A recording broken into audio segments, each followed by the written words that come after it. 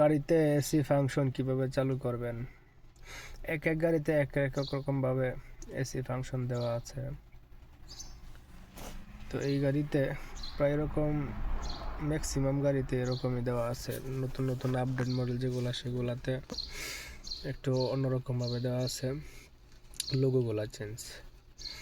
যখন প্রথমেই আমরা এসি চালু করব তখন এই যে বাটনটা আছে, এই বাটনে 1 2 3 এদিকে ফ্যান বাড়ায় দিলে হবে। আর এখানে যে এসি লেখা আছে এটা থাকবে হইলো, এই যে এসি লেখা আছে এই লাল দাগটা এটা বরাবর থাকবে। আমি যদি উপর দিকে নিই তাহলে গাড়ি গরম হবে, আবার এখানে যদি থাকে তাহলে এসি ঠান্ডা থাকবে।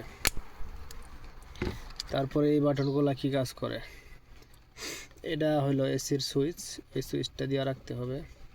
এটা অনেক গাড়িতে অটো দেওয়া থাকে, এটা সইতেও হয় না। তারপরে এই যে ফ্রন্ট লেখা আছে, যে রিয়ার লেখা আছে। অনেক সময় গাড়িতে কুয়াশা জমার পরে এটাতে চাপ দিলে এসি চালু কইরা কুয়াশাগুলো আস্তে আস্তে উদা হয়ে যায়। তারপরে এটা হলো পিছনের গ্লাসের।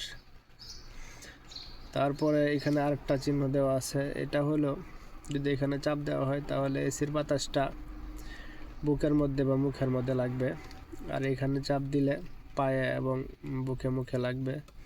আর এখানে চাপ দিলে শুধু পায়ে লাগবে। আর এখানে চাপ দিলে ফ্রন্ট পার্টে মানে ওই গ্লাসের মধ্যে লাগবে এবং পায়ের মধ্যে লাগবে। এই সাধারণ বিষয়গুলো অনেকে হয়তো নতুন যারা আছে জানে না, একটা তাদেরকে আইডিয়া দিলাম।